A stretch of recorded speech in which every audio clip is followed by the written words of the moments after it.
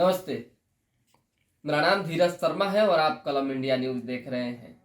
हमारे कार्यक्रम पेपर वाला में आप सभी का बहुत बहुत स्वागत है। आज 5 जनवरी है और ठंडी भी ज़्यादा है। समझिए कि पिछले 4-5 दिनों से सूर्य का दर्शन दुर्लभ है, तो इसलिए सावधानी से बाहर निकलें और थोड़ा गाती उती बांध के, ताकि ठंडा न लग सके। खैर, अब ठंडी के बाद हम लोग गर्मी पे आ जाते हैं, क्योंकि पुलिस ने जो काम किया है वो गर्मी वाला काम ही किया है। युवाओं पर ये गर्मी दिखाया गया है और ये बीएसएससी के अभ्यर्थी थे। पटना के डाकबंगला चौराहे पर जिस तरह से लाठीचार्ज की गई, दौरा दौरा कर उन्हें पीटा गया, 1000 से ऊपर छात्रों पर एफआईआर दर्ज किए गए, कई युवाओं को गिरफ्तार किया गया।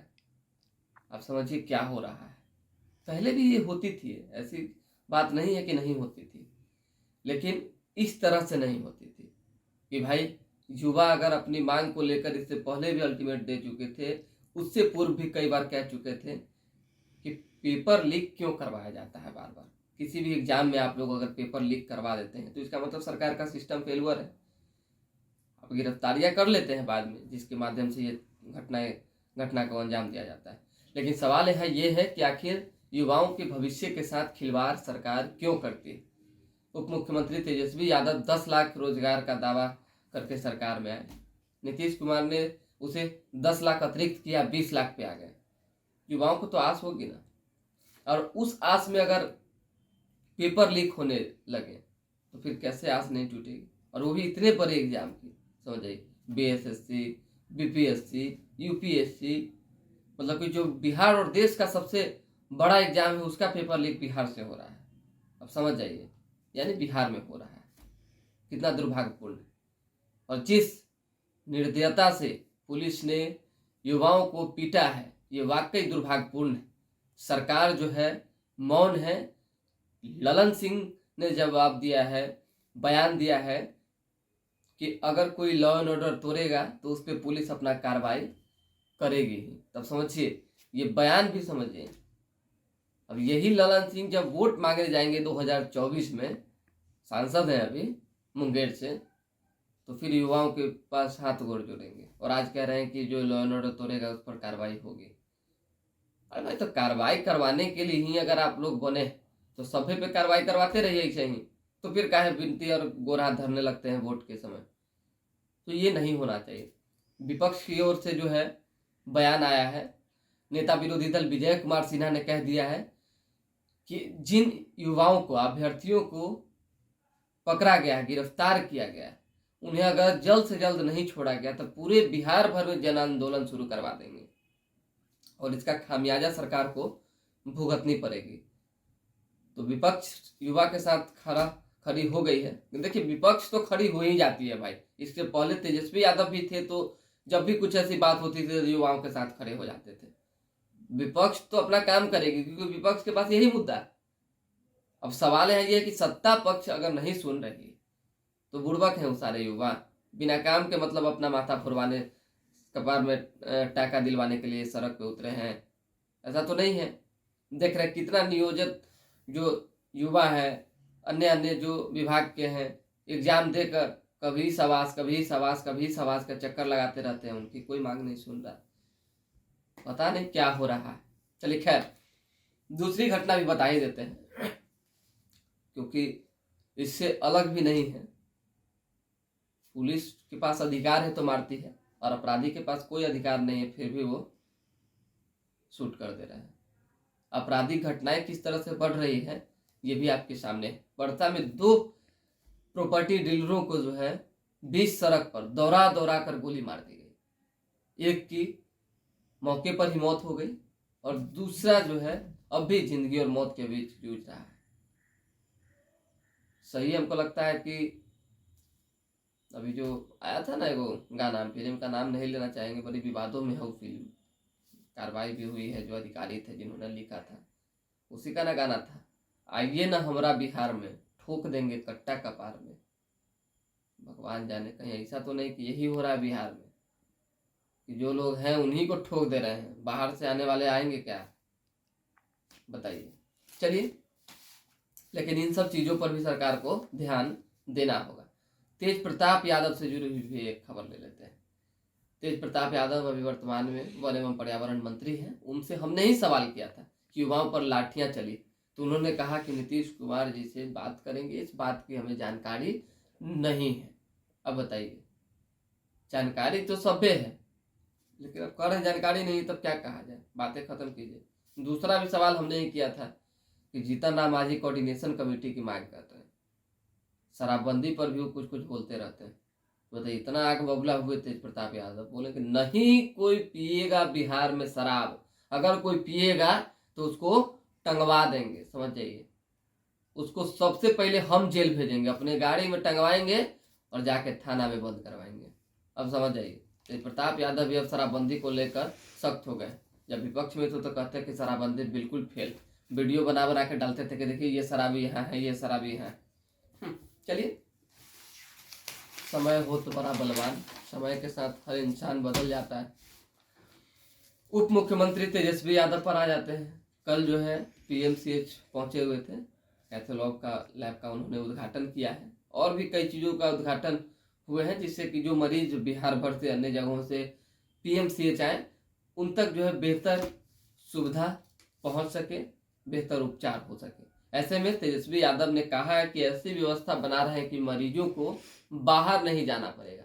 देखिए, ज़्यादातर स्वास्थ्य मामलों में बिहार जो है इसलिए घिर जाता है और बिहार की किरकिरी होती है कि भाई बिहार के लोगों को जो है बाहर इलाज करवाने जाना पड़ता है। यहाँ तक कि मुख्यमंत्री नीतीश कुमार भी अपने मोतियाबिंद का इलाज करवाने दिल्ली गए हुए थे। तो इस पर चिराग पासवान कह ही रहे थे ना कि बिहार का जो राजा दिल्ली जाएगा मोतियाबिंद का इलाज करवाने, छोटी सी ऑपरेशन का इलाज करवाने, उसके राज्य में क्या स्थिति होगी स्वास्थ्य व्यवस्था की, आप समझ सकते हैं। खैर, ये सब तो आरोप प्रत्यारोप की बातें हैं। अब आ जाते हैं मुख्यमंत्री नीतीश कुमार पर। आज से मुख्यमंत्री यात्रा पर हैं, कल ही वो निकल चुके थे। समाधान यात्रा के दौरान जो शराब पीते हैं, चाहे जिनकी कोई समस्या है, क्षेत्र में विकास से रिलेटेड कोई काम में बाधा आ रही है, चाहे अब तक काम पूरे नहीं किए गए, सभी चीज़ों पर नीतीश कुमार फोकस डालेंगे और एक एक लोगों को, अधिकारियों से लेकर, शराब बनाने वालों से लेकर, शराब पीने वालों से लेकर, और हर एक तबका को सावधान करेंगे कि जागरूक हो जाइए और काम में तेजी लाइए। तो आज से निकल चुके हैं। पहले दिन का जो कार्यक्रम हमने बता दिया कि पूर्वी चंपारण से शुरुआत होगी, तो गांधी की धरती से शुरुआत करेंगे और वहां से फिर कार्यक्रम का आगाज होगा। 13 तारीख को शायद वैशाली में कार्यक्रम है, बस यही जस्ट बगल में। और जो खबरें हैं वो देख लेते हैं, क्योंकि देखिए ये तमाम जो खबरें हम आपको बता रहे हैं, इसमें से लगभग खबरें जो है हम आपको अपने कलम इंडिया के डिजिटल प्लेटफॉर्म पे कल ही दिखा दिए थे। लेकिन आज का हमारा कार्यक्रम है, तो इस कार्यक्रम में पेपर वाला हर एक अपडेट के साथ अपना जो विशेष अपडेट जो रात भर में घटना घटी और जो विशेष आया उसको भी दिखाना जरूरी है। हमने पहले ही बता दिया था कल भी, और आज भी बता रहे हैं कि सुधाकर सिंह पर तेजस्वी यादव की बातों का कोई असर नहीं पड़ने वाला है और नहीं पड़ा है। तेजस्वी यादव ने कहा कि नीतीश कुमार के खिलाफ जो बोलता है वो समझिए भाजपा के एजेंडे पर काम कर रहा है, यानी समझ जाइए एजेंट बना हुआ है। लेकिन उसके बावजूद सुधाकर सिंह ने कहा कि हमने शिखंडी जो कहा है, शिखंडी का जो शब्द है उसे आप पढ़ लीजिए, क्या होता है। हमने कोई गलत शब्द नहीं कहा है। हमने तानाशाह कहा है तो तानाशाह भी कोई गलत शब्द हमने नहीं कहा है। भिखमंगा कहा है तो हमने भिखमंगा भी कोई गलत शब्द नहीं कहा है।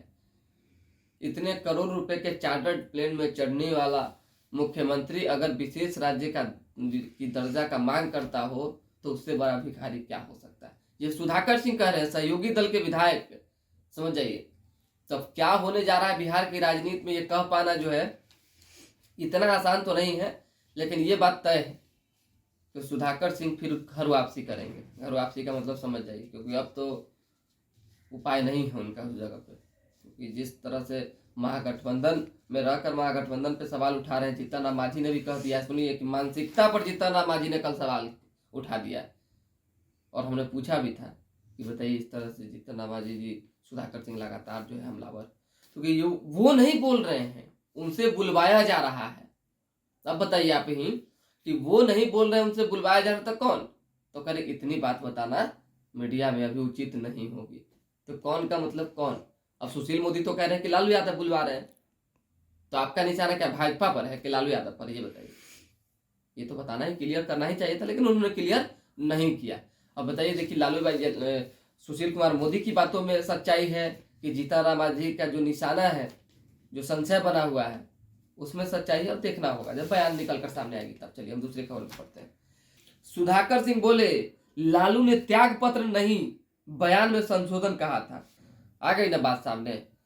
प्रेशर देकर लालू प्रसाद यादव जो है सुधाकर सिंह के बयान को बदलवाना चाहते थे, लेकिन देखिए सच कभी छिप नहीं सकती है। सुधाकर सिंह भी एक ऐसे व्यक्ति हैं, एक ऐसे नेता हैं जो अपने स्वाभिमान से कभी समझौता नहीं कर सकते। उन्होंने बयान में समझौता नहीं किया, संशोधन नहीं किया, इस्तीफा देना स्वीकार किया। आप सोचिए, इतना बड़ा पद मंत्री का, दुनिया भर का सारा सुविधा, सबको त्याग देंगे, जाए न करना। ये होता है नेता। ऐसा नेता तो हर लोग को बनना चाहिए। नीतीश कुमार भी ऐसा ही नेता है, लेकिन इधर आके मतलब 3-4-5 साल से गड़बड़ हो गया। एक आदमी हमको बोल रहा था वक्त बड़ा नेता है, मतलब बीजेपी का ही। नीतीश कुमार बहुत अच्छे नेता है, कहीं कोई दो मत की बात नहीं, खाली इधर उधर रोटी की तरह पलटते उलटते रहते हैं, वही दिक्कत। कहा जा रहा है कि अगर हम लोग को, हमने पहले भी बताया था, ये खबरें ऑफ कैमरा है कि भाई तुरंत उन्हें जो है आला कमान राज्यपाल किसी राज्य का बना देंगे अगर वो भाजपा का समर्थन दे देते हैं तो 25 के चुनाव में। अच्छी बात, क्या अभी भी दे देते हैं, लेकिन इतना बड़ा पद छोड़ के राज्यपाल कौन जाएगा। अब तेजस्वी यादव को क्या डील हुआ नहीं हुआ मुख्यमंत्री बनाने को लेकर भगवान जाने। कहा जा रहा है कि 23 के समाप्ति के बीच में ही जो है मुख्यमंत्री बना दिया जाएगा। अब देखिए, अब तो देखना ही होगा। चलिए अब खेल जगत से एक खबर ले लेते हैं।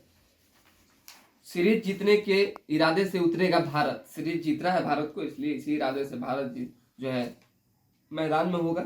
रोहित विराट वनडे विश्व कप में अहम होंगे, गंभीर ने कहा है।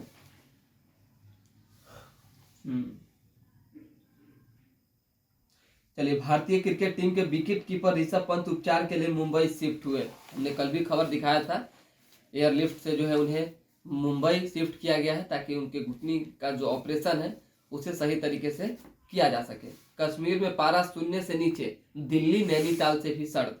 राजौरी पूंछ में सीआरपीएफ की 18 कंपनियां होंगी तैनात। 8 कंपनियां दोनों जिलों में पहुंची, शेष चंद दिनों में आ जाएंगी।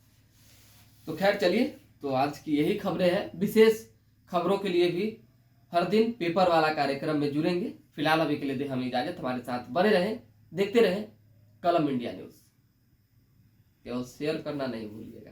बहुत बहुत धन्यवाद। परफेक्शन IAS, UPSE और BPSC फाउंडेशन क्लासेस के लिए समर्पित संस्थान। यहाँ आपको UPSE selected and interview appeared faculties द्वारा गाइड किया जाता है। Separate batches for Hindi and English medium. 65वीं और 64वीं BPSC एग्जाम में 69 और 107 रिजल्ट्स एवं 66वीं BPSC एग्जाम में 131 रिजल्ट्स हासिल किया है परफेक्शन IAS टीम ने। परफेक्शन IAS, कुमार टार, बोरिंग रोड, पटना।